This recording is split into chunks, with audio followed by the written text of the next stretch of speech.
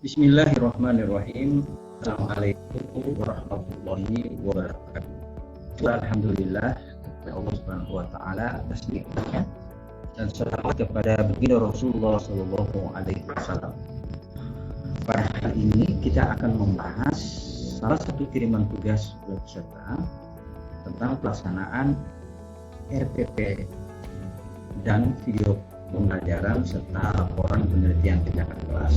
Masih dengan kami, dan mari kita kritisi secara bersama-sama menjadi masukan buat kita semua. Nah, seperti yang kami sampaikan bahwa pelaksanaan RPP 1, RPP 2, RPP 3, kemudian pelaksanaan PTK, baik itu siklus 1, siklus 2, penyampaian laporan kerja, lembar kerja, dan pelaksanaan praktik pembelajaran menjadi satu kesatuan yang utuh. Karena pada akhirnya kita akan menyiapkan tenaga dan pikiran kita untuk menyiapkan dokumen RPP yang terbaik yang sudah dilakukan revisi.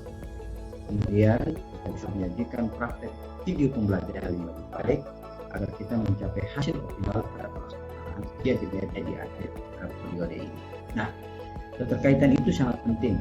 Sebab lembar kerja yang ada sudah dikerjakan itu akan menjadi input bagi perbaikan RPP. Selanjutnya perbaikan RPP yang sudah dilaksanakan perbaikannya kita wujud nyatakan dalam video praktek pembelajaran, dan video praktek pembelajaran itu kemudian kita laporkan menjadi bagian dari pelaksanaan penelitian tindakan kelas, dan itu untuk siklus 1 maupun pelaksanaan siklus 2. Nah, mari kita lihat beberapa catatan penting terhadap salah satu tugas yang sudah dikirimkan oleh teman kita. Nah, kalau kita melihat tugas yang sudah dikirimkan, kita bisa melihat bahwa perumusan kompetensi dasar itu diambil dari buku siswa, bisa juga dari silabus, tetapi dalam hal ini kami tunjukkan adalah adanya perubahan dan revisi serta upaya yang dilakukan oleh guru yang bersangkutan untuk memperbaiki IPK, indikator pencapaian kompetensi pada buku siswa. Nah, ini agar dilakukan supaya kita bisa mengoptimalkan pencapaian hasil pelajaran. Anda bisa bedakan pada indikator pencapaian kompetensi pada buku siswa itu berbeda, hanya 2 aspek disebutkan dan dijelaskan, sementara guru dalam RPP-nya sudah mengembangkan mengambil KKO yang lebih operasional lain yang lebih meningkat, yakni menjelaskan, mengidentifikasi, menganalisis isi, mengevaluasi contoh, kemudian menyimpulkan. Misalnya katanya tentang menganalisis kisah keteladanan dari Sulaiman alaihissalam. Demikian juga pada aspek KD pencapaian psikomotorik pada pertemuan kedua, yakni menyajikan hasil analisis sifat-sifat keteladanan Nabi Sulaiman. Kemudian IPK-nya adalah menyajikan cuplikan kisah-kisah yang membuat sifat keteladanan Nabi. Jadi terjadi perubahan pada rumusan IPK pada buku siswa maupun kode KD-nya. Nah, kemudian kita akan melihat bagaimana sebenarnya relasi hubungan antara kompetensi dasar, indikator pencapaian kompetensi, dan pemilihan kita terhadap strategi pembelajaran. Karena ini menjadi penting adanya. Misalnya, dalam tugas ini disebutkan bahwa KD-nya adalah menganalisis. Nah, kalau menganalisis itu, kata-kata kerja itu di bagian C4 dari aspek kognitifnya. Nah, kata-kata kerja yang operasional yang digunakan untuk aspek analisis ini cukup banyak. Di antaranya adalah membandingkan, menghubungkan, mempertanyakan, menyimpulkan, menemukan, menelaah, dan sebagainya. Banyak sekali kata-kata kerja operasional yang kita bisa gunakan untuk memperkaya dan meningkatkan kapasitas kognitif peserta didik pada level analisis. Ini banyak sekali informasinya, kata kerja operasionalnya yang Anda bisa memilih dan mengembangkan pada IPK pada perumusan silabus maupun RPP yang Anda sudah buat. Nah, lalu dengan pemilihan kata-kata kerja operasional itu kita bisa menentukan apa strategi pembelajaran yang cocok untuk rumusan KD dan indikator pencapaian kompetensi itu. Nah, salah satu strategi dan banyak strategi pembelajaran yang bisa digunakan untuk mencapai KD ini adalah indikator pencapaian yang Anda sudah rumuskan adalah misalnya strategi pembelajaran jigsaw learning, everyone's teacher here, poster session, mind map, learning journal, in the new peer lesson, group to group exchange, dan banyak lagi model-model pembelajaran yang berbasis pada penguasaan peserta didik tentang pengetahuan, terutama pada aspek analisis. Tentunya perbedaan pengetahuan kognitif itu akan menentukan pilihan terhadap strategi pembelajaran yang pas. Nah, sekali lagi, pemilihan strategi metode pembelajaran model hendaklah memperhatikan hasil belajar yang akan kita capai. Dalam hal ini, KD itu yang patut kita ingat. Jadi pemilihan strategi pembelajaran, lihat karakteristik KD maupun IPK, kita cocokkan dengan strategi apa yang cocok untuk mencapai. Ini dalam aspek pengetahuan kognitif. Kemudian pada bagian yang lain, pada relasi KD, IPK, dan strategi pembelajaran, pada aspek kognitif, psikomotorik, itu juga menjadi penting. Nah, misalnya ketika KD itu adalah menyajikan, maka kata-kata kerja operasional yang kita gunakan dalam hal ini, dia masuk kategori P3, presisi. Itu banyak kata-kata kerja operasional yang kita bisa gunakan, misalnya menunjukkan, melengkapi, menyempurnakan, mengkalibrasi, memilih, mengidentifikasi, dan banyak lagi kata-kata kerja operasional lain yang kita bisa gunakan untuk mengukur dan mencapai KD dalam hal menyajikan.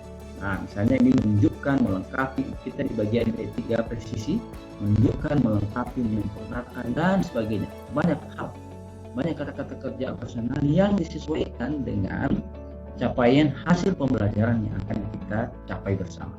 Nah, lalu untuk aspek ini, untuk aspek menyajikan ini, dan untuk aspek psikomotorik ini, strategi pembelajaran apa yang cocok untuk kita gunakan?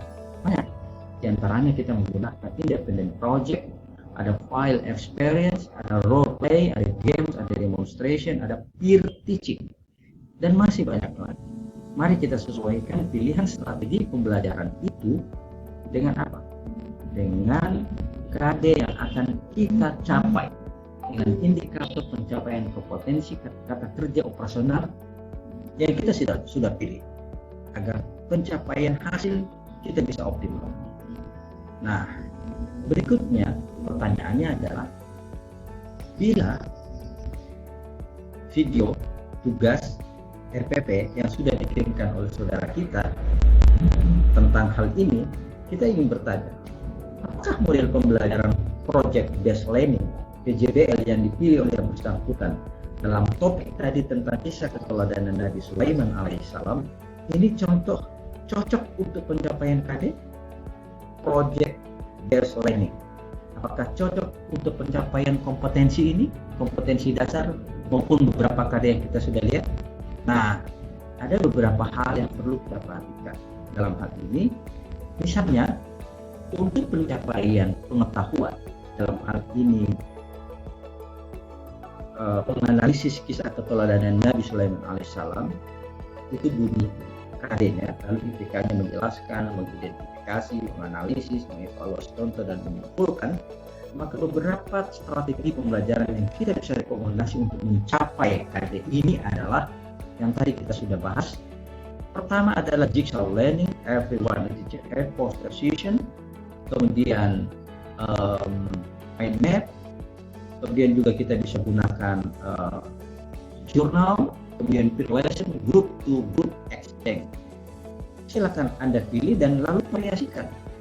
Kemudian pada pertemuan kedua selanjutnya, di siklus kedua, kita bisa menggunakan varian lain, tetap berbasis pada pencapaian hasil belajar kita. Karena di sini KD-nya adalah menyajikan hasil analisis sifat-sifat keteladanan Nabi Sulaiman alaihissalam, kemudian IPK-nya adalah menyajikan cuplikan kisah-kisah Nabi alaihissalam. Maka independent project, kemudian file experience, role playing, kita bisa pilih dan kita variasikan. Apakah project basic planning PJBL bisa memperoleh pencapaian tadi ini bisa. Tetapi pada aspek yang lain ini terlalu besar dalam hal pencapaian dan terutama pada langkah-langkah pembelajaran. Mungkin kita bisa menggunakan strategi pembelajaran lain yang lebih cocok pada setiap rumusan tadi yang kita sudah rumuskan. Nah, berikutnya beberapa catatan perbaikan yang kita akan coba lihat pada hal ini adalah pertama, skenario pembelajaran pada RPP itu yang dikirimkan oleh saudara Odi itu belum digambarkan secara utuh dalam praktek pembelajaran. Langkah-langkah pembelajaran scientific proses belum nampak, terutama ini evaluasi pada RPP yang dikirimkan di awal ya. Kemudian proses penilaian bermuatan POS belum terlihat jelas secara dan ketentuan LKPD. Nah, berikutnya pada bagian yang lain kita melihat ada proses praktek pembelajaran yang sudah dikirimkan oleh video kedua dan RPP yang kedua. Kepribadiannya sudah memenuhi aspek-aspek kegiatan pendahuluan, kegiatan inti, kemudian sebagainya secara lengkapnya bisa dilihat pada lampiran yang kita sudah kirimkan ke yang bersangkutan untuk dilakukan koreksian. Lebar kerja juga demikian. Dan untuk pelaksanaan penelitian tindakan kelas ini adalah catatan kritik kita adalah model PJBL atau langkah-langkah kegiatan pembelajaran belum nampak pada kegiatan pembelajaran baik pada RPP 1 pada RPP 2. Pertama, jika kita melihat pada perbedaan menonjol antara RPP 1 dan RPP 2. Harus ada perbedaan yang menonjol menjadi bagian dari rekomendasi identifikasi masalah yang kita sudah temukan dan lakukan perbaikan sebelumnya. Kemudian kajian teorinya masih minim sehingga tidak membantu merumuskan definisi konseptual, operasional maupun variabel penelitian. Berikutnya, angket pertanyaan nilai pelajar oke, tapi apa dasar pengambilan kajian teori dan indikatornya? Itu akan dibantu pada pelaksanaan kajian teori materi. Deskripsi lokasi, setting singkat, padat dan relevan dengan topik penelitian. Dan yang kemudian data dukung hasil penelitian berupa hasil observasi, terutama pada tahap pelaksanaan PJBL itu menjadi penting. Kemudian pembahasan masih minim, kemudian notasi ilmiah diperbaiki, lampiran data dukung dilengkapi. Nah, ini contoh pedoman observasi pelaksanaan model PJBL. Guru mengajukan pertanyaan yang esensial topik dengan realitas, apakah dilaksanakan pada RPP, pada praktek. Guru bersama peserta didik apakah melaksanakan perencanaan proyek, apakah melaksanakan jadwal secara kolaboratif, apakah guru mengawasi pelaksanaan proyek, apakah guru melakukan penetapan pencapaian standar, apakah guru beserta peserta didik melakukan evaluasi dan refleksi sehingga menemukan temuan baru. Nah, jika KD-nya hanya menyajikan hasil analisis, maka PJBL ini menjadi pekerjaan dan menjadi model yang cukup luas dan sebenarnya bisa kita ambil beberapa strategi pembelajaran yang lebih efisien samping PJBL yang juga perlu untuk dilakukan variasi dan penekanan berbagai bagian tertentu. Kira demikian apa yang menjadi masukan kami terhadap pelaksanaan praktek PPL kali ini dari evaluasi menyeluruh terhadap RPP, video dan LK yang sudah dilaksanakan. Nah, adapun video praktek pembelajaran catatan PTK secara lengkap sudah akan dikirimkan kepada yang bersangkutan untuk dilakukan cross check lebih lanjut. Saya kira terima kasih. Semoga penjelasan ini akan membantu kita semua dan semoga Allah senantiasa menganugerahkan yang terbaik bagi kita untuk peserta didik kita agar mereka menjadi penerus generasi yang mulia ini. Terima kasih. Mohon maaf. Wabillahi taufiq wal hidayah. Assalamualaikum warahmatullahi wabarakatuh.